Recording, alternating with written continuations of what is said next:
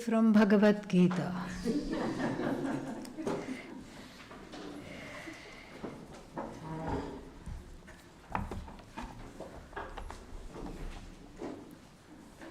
Om Shruti Smriti Purananam Alayam Karunalayam Namami Bhagavad Padam Shankaram Loka Shankaram Shankaram Shankaracharyam Keshavam Badarayanam Sutra Bhashya Kritau Vande Bhagavantau Punah Punaha Ishvaro Gururatmeti Murti Bheda Vibhagine Vyomavadvyapta Dehaya Dakshinamurtaye Namaha Om Sahana Vavatu Sahanau Bhunaktu Sahaviryam Karavavahai Tejasvinavadhitamastu ma vidvishavahai. Om Shanti Shanti Shanti. We saw yesterday that the fourth chapter was a little bit hard on Arjuna. Why? It left him more confused than enlightened. And what was his confusion? His confusion was as follows. He mistook this, what is that called? The lifestyle of sannyasa to be Atma-jnanam. This is what he mistook. So there is sannyasa as a lifestyle, which we talked about yesterday, vividisha sannyasa, a sannyasa that is taken for the sake of gaining this knowledge. And what is karma yoga, the life of karma yoga taken? For the sake of gaining this knowledge. Both are for the sake of gaining this knowledge. That's why they are on a par. It's just what fits each person. If one is not ready for sannyasa, it's the most terrible thing. It's the most difficult thing, as Bhagavan is going to tell. So therefore, the Arjuna's question we saw yesterday is fraught with the confusion, because he thinks that sannyasa is equal to renunciation, and then that is the end. The end is what is signified by sannyasa is the end of life. The end, not end of life as in death, the goal of life. End means goal here. So what is the goal? The goal is to become akarta, correct? I have to discover in myself what? A non-doer. I am not a doer. And then if somebody tells me that, and in the same breath tells me, so get up and fight, it's for Arjuna it seems confusing. So if I am supposed to be akarta, then what should I be doing? I should be reducing my activities, because only by the reduction of activities I will become what? I will become akarta. I will discover myself as akarta by the reduction of the activities. And here, instead, what is Bhagavan saying? Do more activities. And if I am going to be, if I am going to grow into being an akarta, then why should I do more activities? This is very confusing to me, Arjuna thinks. Because if I am going to reduce my activities, that's the direct way. So if I am going to know myself as a non-doer, I should not do more things. I should non-do, I should undo, rather than keep on doing. So this is his source of confusion, as was seen by the question. And then let us see the second verse, Bhagavan's answer. Shri Bhagavan Uvacha Sannyasastu Mahaba. Oh, that was the later one, yeah. Sannyasa Karma Yogascha Nishreyasakaravubhau Tayostu Karma Sannyasat कर्मयोगो विशिष्यते ज्ञेयः स नित्यसन्न्यासी यो न द्वेष्टि न काङ्क्षति निर्द्वन्द्वो हि महाबाहो सुखं बन्धात् प्रमुच्यते सांख्ययोगौ पृथक् बालाः प्रवदन्ति न पण्डिताः एकमप्यास्थितः सम्यक् उभयोर्विन्दते फलम् यत्साङ्ख्यैः प्राप्यते स्थानम् तद्योगैरपि गम्यते एकं साङ्ख्यं च योगं च यः पश्यति स पश्यति सन्न्यासस्तु महाबाहो दुःखमाप्तुमयोगतः योगयुक्तो मुनिर्ब्रह्म न चिरेणाधिगच्छति. Yeah. So Bhagavan's answer is very interesting. He says, well, you said yat shreyasyat nishchitam bruhime in the second chapter. Here also yat shreyah ekah ekam vada. Etayoho ekam vada. Out of these two, tell me one thing to do. Because what I want is what? Shreyas. I want moksha. And if I want moksha, I have to be akarta. If I need to be akarta, why are you asking me to do more things? This doesn't make any sense. And you can't be both the things at once. That's why I have to choose one. I can't be karma yogi and sannyasi. Like, I can't say I'm fasting and also eating. You can only do one thing. You can't fast and then eat. You can't do two things. It will be otherwise it will be like that person. Who is that person? Huh? No. This is another story. So this person was keeping on having some problems with the health and everything. Went to the doctor. The doctor said, you need to lose some weight, because all these health problems are because you have somehow gained weight, and so therefore you need to lose this weight. And he says, I don't know how to lose weight, doctor. What should I do? You should little bit, go on a diet and go on a special diet. He says, how do we do that? I don't know what to do. You please tell me how I should do this. Doctor says, it's not such a big deal. You just, in the morning, just have a little oats or something like that. And then in the afternoon, you can have some, couple of chapatis and some sabji, little bit of rice, and do the same in the evening. And then he said, thank you, doctor. I just have one question. What is your question? Should I, whatever you have told, should I eat it before meals or with meals or after meals? So this is Arjuna's confusion. Because both I can't do. I can't be fasting and eating. I have to do one thing. And so you have to tell me one thing to do. And then Lord Krishna beautifully says, both karma yoga and sannyasa lead to the same goal. That's why they are two lifestyles. They are on a par. Sannyasa also leads to the same goal. Sannyasa doesn't, karma yoga, both of them have pros and cons. What is the pro of karma yoga?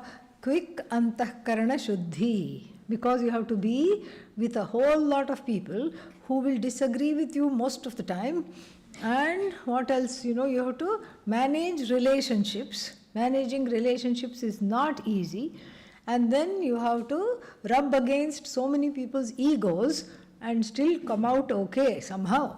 So then all this contributes towards very quick antahkarana shuddhi.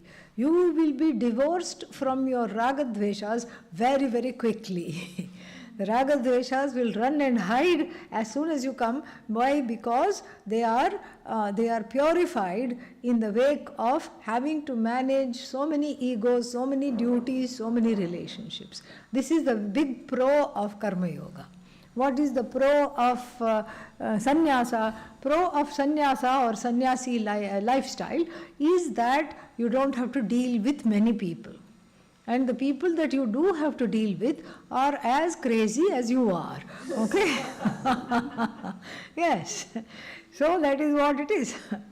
It is like the ashram is like a total institution. We don't even know what is happening outside. And we think everybody is like us. And then when you go outside, you get a nice shock. Okay, so therefore, the pro of one of the pros of a sannyasi life is that you are relatively free from having to fulfill many roles. But one of the cons of the sannyasi life is what? You have to, you don't have much opportunity for self-growth. There is not that much opportunity.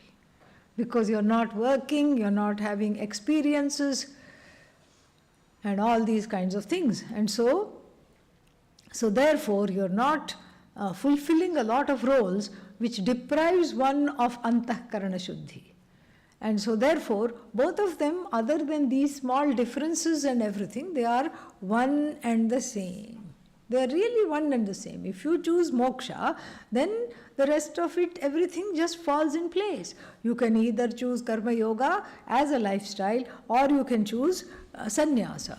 So in the second verse, Bhagavan says, sannyasa and karma yoga are both leading to nishreyas. Nishreyas again means, definitely it's leading to shreyas. And then he says, out of the two, I think performance of action as yoga, as karma yoga. Performance of action, see, karma yoga is characterized by two attitudes. One attitude is attitude number one, Ishvararpana buddhi. Ishvararpana buddhi means an attitude that everything I do, all my actions are offered to Ishvara first. That is one buddhi, one attitude. The second attitude is called prasada buddhi. What is prasada buddhi? Accepting cheerfully. We have to add whatever comes. Crying, we all accept. But accepting cheerfully whatever comes, this is prasada buddhi. Because of these two buddhis involved in karma yoga, it is often called buddhi yoga. It says, Lord refers to karma yoga as buddhi yoga because these two, it's called, in English it would be called attitudinal yoga because of these two attitudes involved. Since these two attitudes are there, this is a yoga of attitude. The attitude that I am not the agent of action and the attitude that whatever comes is prasada. Both these attitudes constitute karma yoga, and then that quickens the inner purification. Inner purifications happens very, very quickly. And then he says, therefore I prefer karma yoga for this reason which we have already mentioned. What was the reason? That inside the ashram there is not much room for self-growth. Sometimes people can be lucky, like one studies with a guru, and then one is moving around with that guru, and then what? And the guru corrects the person and then puts them on a proper path, and then doing seva to the guru, one loses the ragadveshas. Some people can have that kind of a life or have had that kind of a life. It's very fortunate, but increasingly this is not possible for many, many reasons. And so therefore it is much better to gain the antahkarana shuddhi in the so-called regular life itself. That is what Lord Krishna says. And then in the third verse he says, don't confuse karma yoga don't confuse sannyasa as a lifestyle and atmajnana. Those are two different things. Those are two very different things. Sannyasa as a lifestyle and Atmajnanam are very different things. Every Atmajnani need not be a sannyasi, could still be a grihastha following the rules and all that. And every sannyasi need not be an Atmajnani. Both ways it goes. So don't confuse the lifestyle with the goal of the person, the goal of life. And so we have to understand what is the meaning of sannyasi. Sannyasi is not just one who wears orange. That is a very shallow definition. Sannyasi is the one in orange, but that sannyasa is a lifestyle. But what does the person who is really a renunciate mean? And here he gives a beautiful definition. Jneyah, to be known. This is to be known. What? Saha, this person is a nitya sannyasi. Nitya sannyasi means not eternal sannyasi, okay? The one who is always a sannyasi as opposed to kadachit kaha. Kadachit kaha means kabhi kabhi sannyasi. Sometimes sannyasi. Most of the times not a sannyasi. This is something which we are very familiar with, because most people, if you ask, they will say, I am a sannyasi with reference to dolls, toy cars. I am a sannyasi. Why? I have no desire for them. Dolls, toy cars, teddy bear, and then what else? Chocolates. No, don't put chocolates in the thing, okay? Yeah, chocolates are in a league of their own, yeah. One never outgrows chocolates, yeah. So, small toys, security blanket, the blanket that the child drags around, feeding bottle, yeah, these are all the things you have to list, okay? So, one is a sannyasi. So, if you see a feeding bottle, you don't suddenly have the urge to drink from it, yeah? Alright, so that means what?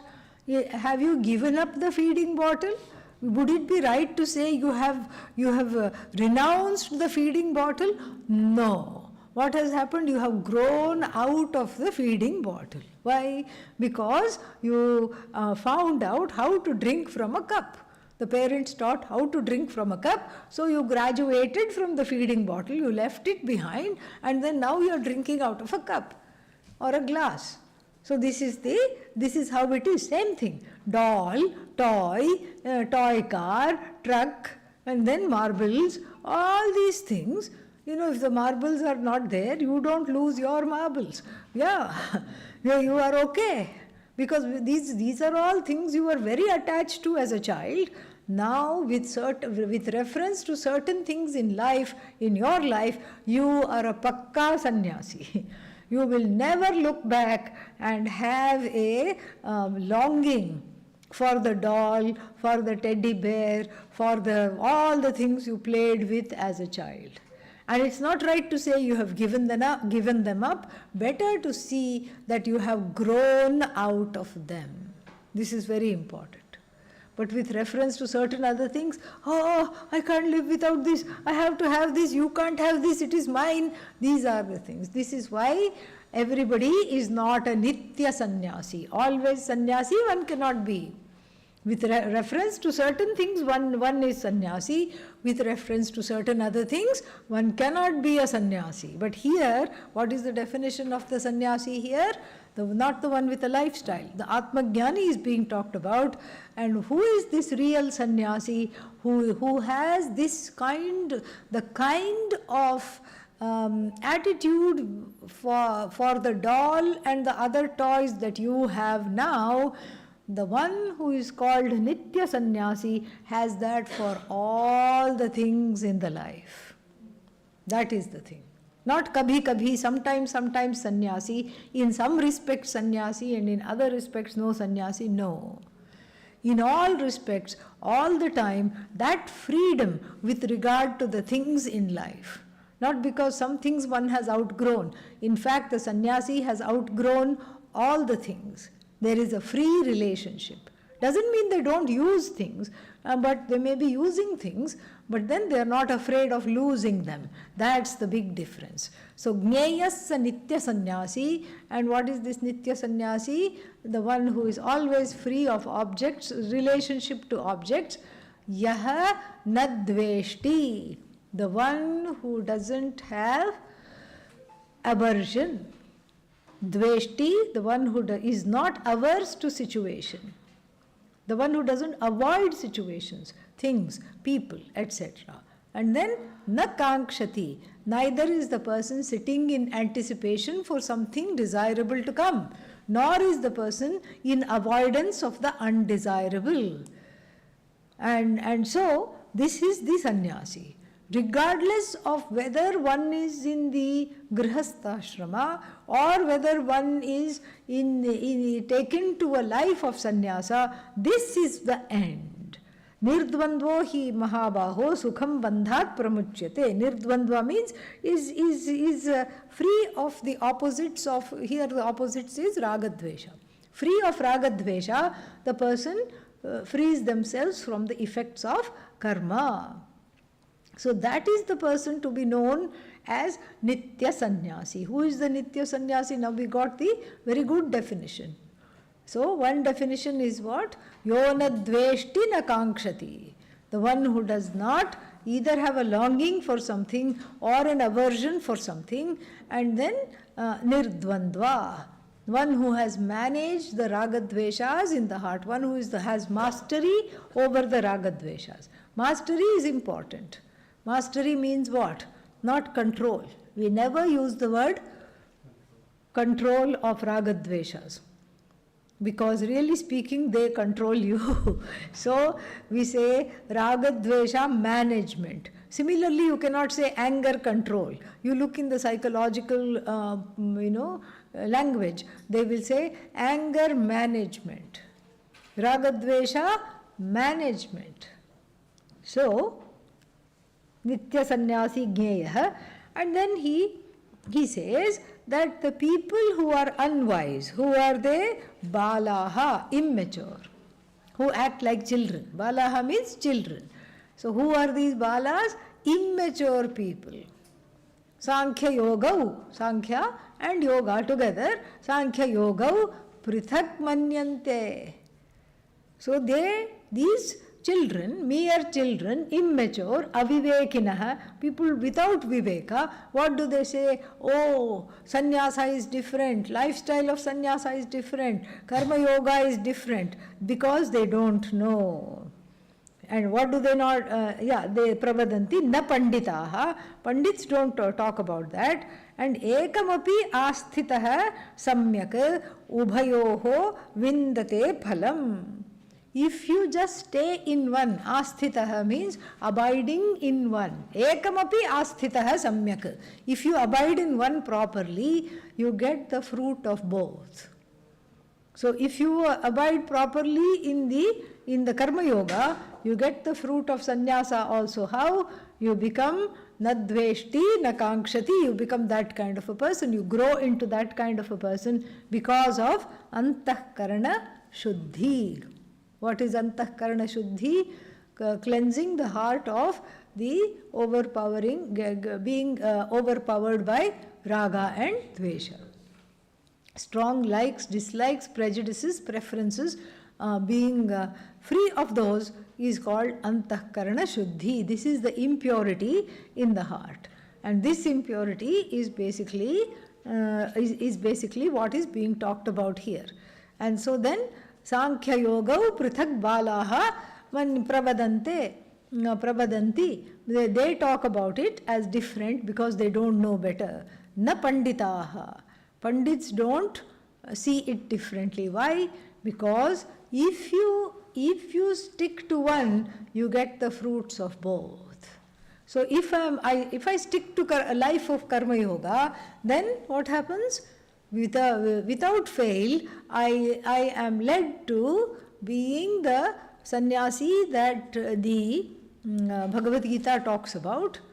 I have freedom from longing, and because there is freedom from longing. Because there is freedom from longing, what else do I have? I have the maturity, and because I have the maturity, my heart is clear of ragadveshas. I am not led by the ragadveshas. They do not lead me. I have mastery, and in other words, I am free of being of being a ragi and a dveshi. Is there a problem there?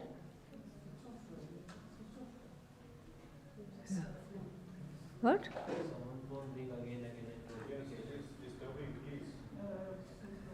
Okay.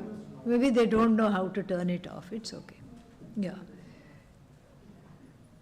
So then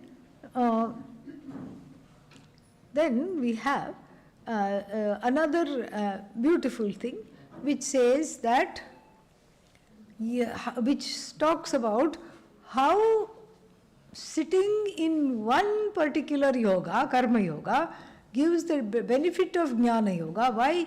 Because the heart becomes clear and one can pursue the knowledge. And how sitting in jnana yoga also gives the benefit of karma yoga, because one has no other roles to play. One works very hard for the ragadveshas to drop off. So then the next one clarifies this particular aspect. How is it that sitting in one, abiding in one, I get both? Yat sankhyahi prapyate sthanam tad yogaihi api gamyate. That which is gained by the sannyasi, the moksha, yat means that. What is that? Moksha. Moksha gained by the sannyasi is also reached by the karma yogis. And indirectly we have to add. It's not that karma yoga directly gives moksha. It cannot. Why? What is the problem here? I don't know myself. And so I don't know myself, and so doing seva to family members without raga dvesha, how will you know yourself? You won't. You can't. Doing seva in the society, doing seva within the family, etc. What do you know? You don't know yourself. What you know is I am free of raga dveshas. That is what happens. So indirectly karma yoga leads to knowledge, and Sankhya yoga also leads to knowledge. So therefore it says yat sankhyahi prapyate sthanam tad yogaihi adhigamyate ekam sankhyam cha yogam cha. And the one who knows does not distinguish between the two, does not put down one and put up the other one. Yes, I have to have this, and then this is what I am going to do. Because sannyasa also is a what is that? The not moksha. Don't confuse. Moksha is a purushartha. Purushartha means what? Something I pursue. One of the pursuits. And then, but sannyasa lifestyle or karma yoga lifestyle generally comes under prarabdha. Yes, generally comes under prarabdha. So there is, like there is a saying that you have to take the permission of the spouse before you take to a life of sannyasa. I know a couple whose spouse will never give permission. You see, the person wants to take sannyasa, but the spouse has put a stay order. Absolutely not, never ever, over my dead body. But the dead body is not happening, okay? Yeah. Still very much alive, both of them, and not giving permission at all. Not giving permission. One of them is not giving permission. So you see, this is karma, prarabdha. And then sometimes without even trying, one gets sannyasa. How? This person was about to die and had a terminal illness. This is a nice segue to talk about types of sannyasa. So, note to self. And so then this person was about to die, some terrible illness, young man, very, very young man, recently married, and then one of the elders told him, you just say I am taking sannyasa, and you take sannyasa right here, right now. This is a particular kind of sannyasa called emergency sannyasa, 911 sannyasa, apat sannyasa. Yeah. What is this apat sannyasa? When the life is in apatti, meaning in danger, you can take sannyasa, and sometimes the life gets saved, because sannyasa is like a new birth. It happens. So, but this person was already gone, almost had stage 4 cancer or something like that. This is Pujya Swamiji's story. Pujya Swamiji knew this young man. And then sannyasa was given to him, emergency sannyasa, which was then ratified by a guru. And then what happened? He became well. Yes, blessing of the sannyasa perhaps. And all the mantras that were chanted. And then when he went to the hospital, they said, what tumors? Where are they? There was no tumors. So the stage 4 cancer just became what? Instant remission. Nothing was wrong. But then here he is in orange dress, and wherever he went, she also went, because what is she is going to do? Newly married, so they didn't know what to do. And then finally after that, I think they did a ritual to release him from the sannyasa, and then so that he could lead a married life, because he was not really interested in sannyasa. It came suddenly. It came unplanned. So that is type number 1. Sannyasa type number 1 is what? Emergency sannyasa, apat sannyasa. Then the other one is called Kutichaka sannyasa. Kutichaka sannyasi means the kuti means a little hut. So what do? They have maybe some problems, health problems. They are elderly, have some health problems. They know that if I go to the ashram or go somewhere, I won't get whatever I need. Maybe the person is on oxygen. Maybe the person needs dialysis. Whatever it is. One is, or maybe the person is Vikalanga. Vikalanga means missing a limb or something like that. And so maybe they had amputation or something like that. So they need help. So what might they do? In the children's backyard, they can make their own kuti. They can make their own kutira, a little hut or a little studio type apartment can be created. They can live there like a sannyasi. This is a valid sannyasa, and the children or whoever is there, some relatives, doesn't have to be children. Supposing if one is childless, some relatives or somebody is there, friends or relatives in the main house, and they will keep a watch. They will make sure that this person is not starving, and then they will keep a watch, take the person to the hospital if it is needed, do things like that. This is type 2 sannyasa, Kutichaka sannyasa. Then there are sannyasis, for ease of getting the food, frequent pilgrimage places. And since the pilgrimage places are always by a river, by the ocean, or by a pond or a lake, these people are called Bahudakas. Wherever there is lots of water, they go. Bahudaka sannyasi. Bahu, lots. Udaka means water. Bahudaka sannyasi. So how many have we covered? 3. What are they? Apat sannyasi, and then Kutichaka sannyasi, Bahudaka sannyasi. Then we have, this is I suppose the category of the Shankaracharyas and all, Hamsa sannyasi. Hamsa has nothing to do with swan, okay? Yeah. The swan, it's not a swan actually. Hamsa is the closest, what is that called? Translation may be swan, but actually Hamsa is a mythical bird. Flamingo? No, it's not flamingo. It's a mythical bird. Flamingo is not a mythical bird. You can watch it. Yeah. It's a mythical bird which does not exist. It's except in the myths, mythology. And what is this? What it is a certain, it looks like a swan, but it is known for its ability. It has a very interesting ability. Let's say you mix milk and water and offer it to this animal. What will it do? It will siphon off the milk and leave the water. Yeah. It's the bane of every milkman in India. Okay? Yeah. In America, when I went there first, they said, you want half and half? So first, you want milk or you want half and half? I said, what is this half and half? And then nobody was there to explain. They just asked me, you want milk or you want half and half, and went away to the kitchen. So I was thinking, what is half and half? Then I thought, half milk and half water. But no, it's half milk and half some thick cream or something like that. But anyhow, for Indians, when we think of half and half, it is what? Half milk and half water. So if you offer this being half and half, Indian half and half, then what will it do? It will siphon off the milk and leave the water. That's why this animal is praised so much. This bird is praised because may I have this discernment ability. It is seen as the embodiment of viveka.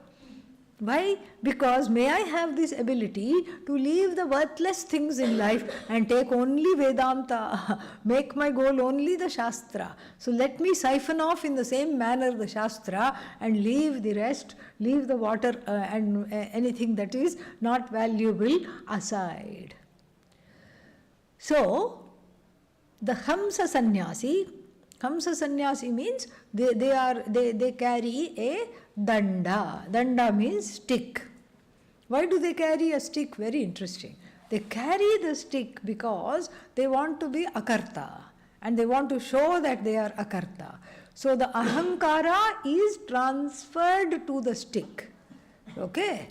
So they carry the stick because obviously wherever they go the ahankara comes along, and the ahankara cannot be in one place and they can be in another place. So but the stick is the ahankara, so that they can remember they are akarta, abhokta. Very beautiful it is. And so these are Hamsa Sannyasis. But then they will not mix with everybody. They will only eat with Brahmanas and then all these things. There are many rules, terrible rules, and lots of rules are there. Then after that, so I'm giving it from the lowest to the highest. Okay, I'm giving it so for first what?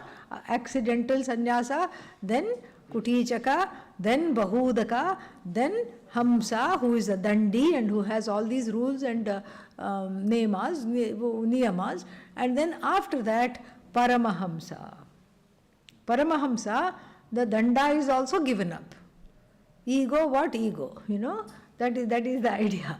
There is no ego because the E is already on the go. So there is no ego here and everything is okay, and the Hamsa has no rules.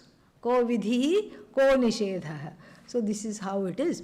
And so these are the various types of sannyasis, and then we have Bhagavan saying here that whatever you get out of Sankhya here is sannyasa. Atmajnana here. Sankhya means Atmajnana. So whatever you get from Atmajnana, yogaihi api tad gamyate. Ekam Sankyam cha yogam cha. So both of them are one and the same. One and the same. Why? Because Karma Yoga indirectly leads to this knowledge. Jnana Yoga also leads to this knowledge. So therefore, the person ultimately sees what is real. And then there is a caveat in verse number 6. There is a caveat for Arjuna. What is the caveat? Yes, I have told you they are one and the same, but the lifestyle called sannyasa, not Atmajnanam here. The lifestyle called sannyasa is fraught with a lot of difficulties for the one who is not ready. For the one who is not ready. There is a story that took place, I think, in the 60s or 70s maybe, and then with Ramana Maharshi. So Bhagavan Ramana was asked. What was he asked? He was asked by a middle-aged person. So my wife is all right with me taking sannyasa. My son and daughter have grown up and settled down and got married. And there is enough money in the bank for the children, for the wife if they need. And then so, can I take sannyasa?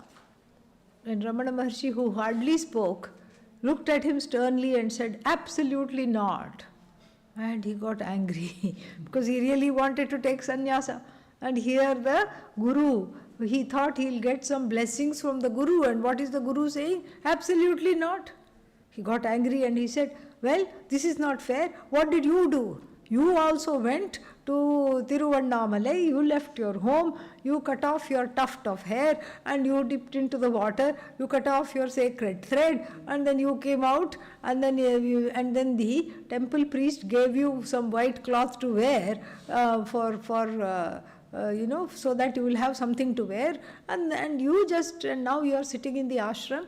So how dare you tell me not to take sannyasa? Very gently Ramana Maharshi said, yes, my dear sir, whatever you say is correct, but I did not take anybody's permission. I did not take anybody's permission. I did not have to seek validation. Oh, I am taking sannyasa, please ratify my choice, please give me validation. There is no need for validation. And then here, we always try to quote the exception. That's why I was thinking that's why Ramana Maharshi came to mind.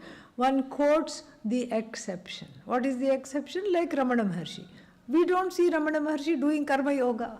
And they also say, we don't see Ramana Maharshi having a guru, and as far as we know, he never enrolled in a 3-month course. And so, so how did he get this knowledge? How did he do this? We like to quote exceptions. But the exception only confirms the rule. It does not betray the rule. So we should stop quoting exceptions. And I even have an answer to this, because karma yoga has to be done either in this life or in the previous life. So one can say that Bhagavan Ramana was already prepared in the last life, doing all the karma yoga possible, and now this life had to be taken, and then it looks to the other people like spontaneous jnanam came just because he asked himself, who am I, once or twice, and then the spontaneously jnanam came. The who am I was just something to trigger his memory of everything he had studied and the lifestyle he had lived. That's what it is. And so here too, we are not talking of exceptions. As a rule, sannyasa is extremely difficult to attain. How? Without karma yoga. Without karma yoga, the life of sannyasa, the lifestyle called sannyasa, will be miserable. But if you are endowed with karma yoga, then it is very, very, very easy. So then, if this much is understood, we can go to the next topic. But first, what was the first topic? The first topic, we can say, a comparison of karma yoga and sannyasa, with a view to understanding that both indirectly and directly lead to the same end, and a caveat. And the first topic also gives a caveat for people, especially like Arjuna, who are not ready for sannyasa, to be able to, the caveat, why? Because if the unprepared one takes sannyasa, there is nothing more miserable in life. Okay. Now, the second topic is how does the sannyasi, how is the sannyasi akarta? How is the sannyasi not a doer? And for that matter, how is the karma yogi also not a doer? Because the karma yogi is growing to give up kartritva buddhi.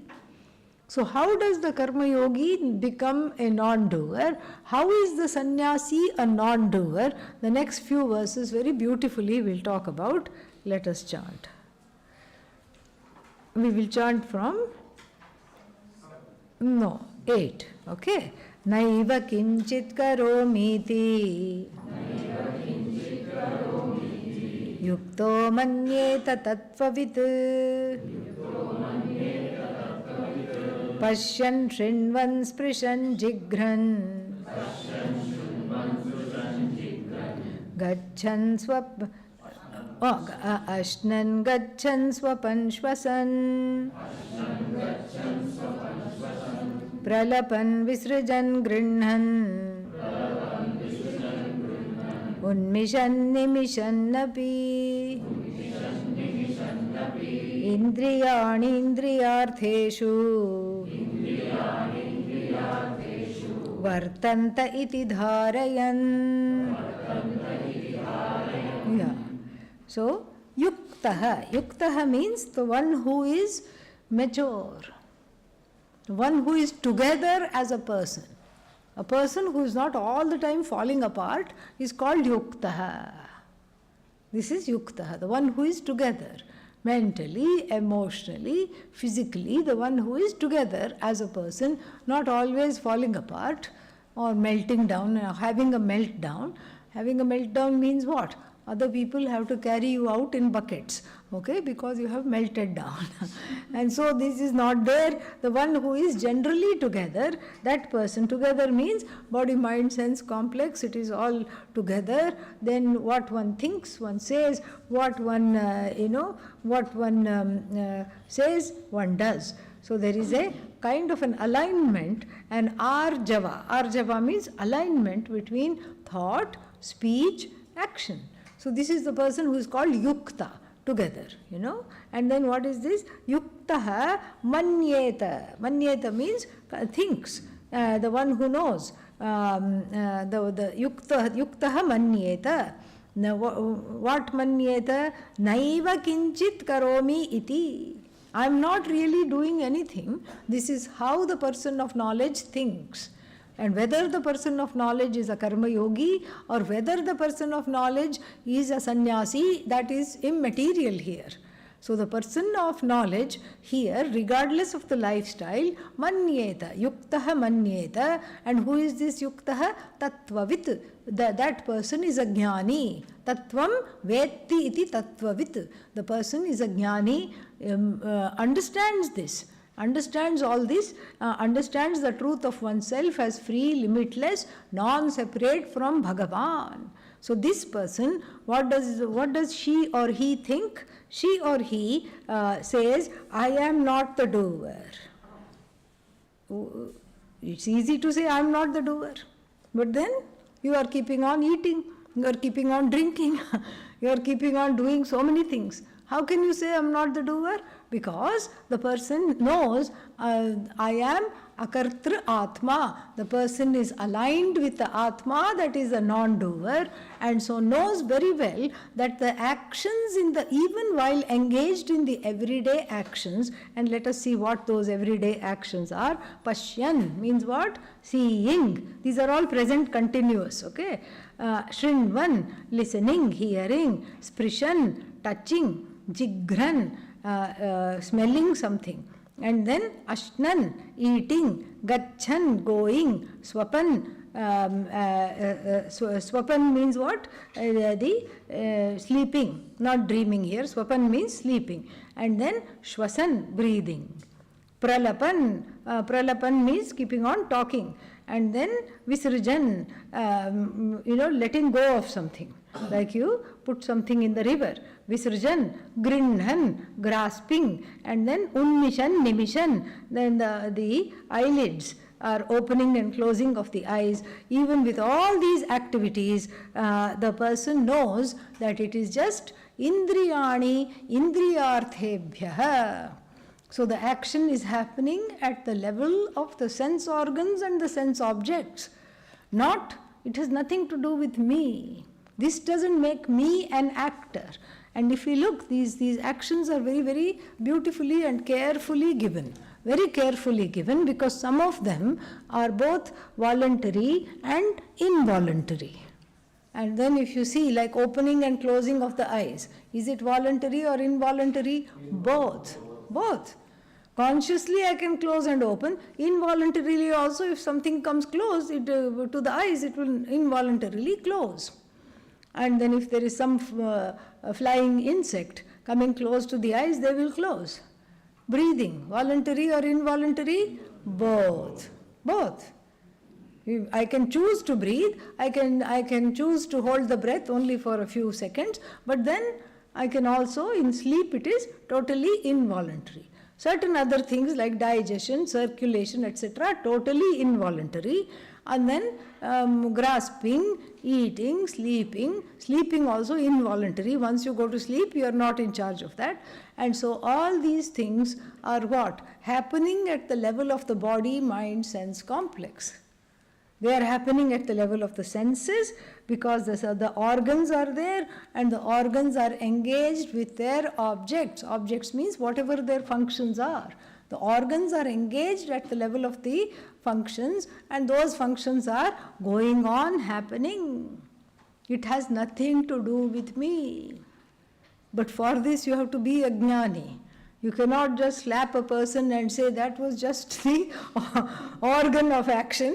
The hand just happened to find its goal on your cheek. Yeah, the organ of action, the goal of the organ of action was your gal. Gal means cheek. Okay, so you can't say that. Here there is an absolute lack of agenda, an absence of agenda. That is what is important, that tyaga is there, the absence of agenda is there, which is why the person can say that doing all these things, I am not doing anything. It is just happening.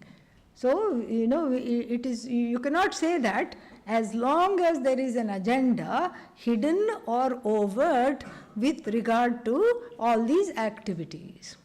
So, pralapan, talking. If you are gaining something from the talking, you cannot say, I am not the one who is talking. Talking is just happening. You cannot say that. So like I had I would always like to observe Pujya Swamiji whenever I had the chance, and then I would see, he was like a walking embodiment of these verses. It was just so beautiful. He was a walking embodiment of these verses. I would see that, so many people would come, crowd him, like, fruit flies on a banana. He was the banana, okay? We were all fruit flies. Yeah, so like that, they would just go like this. It was just amazing. And then he would just, and then somebody would say, touch this, do that, take this, do that, and everything. And then one time what happened, 2 incidents I can give. One time, there was a whole lot of people. I felt sorry for him because they were thrusting pieces of paper in his face. He would never say anything. He would never say, back off, what are you doing? Nothing. There was zero protection of his body, etc., himself, nothing. So there were 10 people thrusting 10 sheets of paper in his face. He just looked around at all of them. And then just took one. And then it happened to be the one where there was some function just that afternoon where they were coming to invite him, will you please come to this particular one? And it was in fact the most important piece of paper. How did he pick it out? This is how it is. It's being in alignment with the universe, with Bhagavan. His intentions are in tandem with Bhagavan's intentions, so there is no discrepancy at all. So this is one incident I could see, because walking, talking, it was not he was in charge, it just happened. He happened to pick that, and that is the one. And then after that they were all talking. That the other ones were much later and they could have waited. This one would not have waited, and that is the one that got the attention. So another time, since he was very fond of gadgets of various kinds, somebody brought him some kind of an adult, some kind of a thing like a puzzle, not for children, an adult puzzle. Like it had something would go like this, and then it would go like that, and some small ball you put, it would go like in a spiral, and it would come out here and do something and make something dance. Some kind of a little figure was there, it would jump around. Because of one ball here. And they were all very happy to show him this, and they thought he'll be very entertained, and he was very entertained, and they said it's very expensive, we got it somewhere, we put it together, and there's a limited edition and all these things. And so he was holding it and, He reveled in it. Very nice. This is wonderful. He put a few balls also, watched it go up and down, watched that figure on the other end dance, jump around, and he was so happy. Then somebody else came and he says, Swamiji, haven't seen you in such a long time. And he just left it. And then if it hadn't been for 10 other people catching hold of it, it would have fallen and broken. And he wouldn't have cared, because it was it was done. It was over. There was not that clinging to the things like, even the thought, I should keep it somewhere carefully. Even that thought did not come. Why? Because he knew somebody will catch. There are so many people, it will be caught. Somebody will catch, somebody will take care of it. This is a sign, I am done with it. This is what it is. And then, so everything was like that with him. And somebody said, jnanis must get bored easily. No, they are not bored. It's not bored. It's just that the interest is somewhere else. The interest is with Brahman, and so they cannot be bothered with a lot of things which interest other people. Like the verse in the Bhagavad Gita in the 2nd chapter said, that which is night for the jnani is what? Day for all the people. Meaning the kinds of pursuits and interests which the other people have, to which the other people are awake, the jnani is snoring, not just sleeping. Completely asleep to it, dead asleep. And into that reality of oneness, to which the jnani is awake, everybody else is what? Snoozing. This is what it is. So therefore, doing all these activities, it is just happening. I am not in charge of this. I am not the one who is the doer. This is very, very clear, even while acting. And so therefore, what happens? Therefore, the person, the jnani, the jnani's example is given so that it becomes a lakshana. It becomes, the jnani lakshana becomes a sadhana for the karma yogi. The karma yogi can look at this and learn. Okay, so then more we'll see tomorrow. Om Purnamadav Purnamidam Purnat Purnamudachyate Purnasya Purnamadaya Purnamevavashishyate. Om Shanti Shanti Shanti. Harihi Om Shri Gurubhyo Namaha. Harihi Om. Prasad is there, you can take.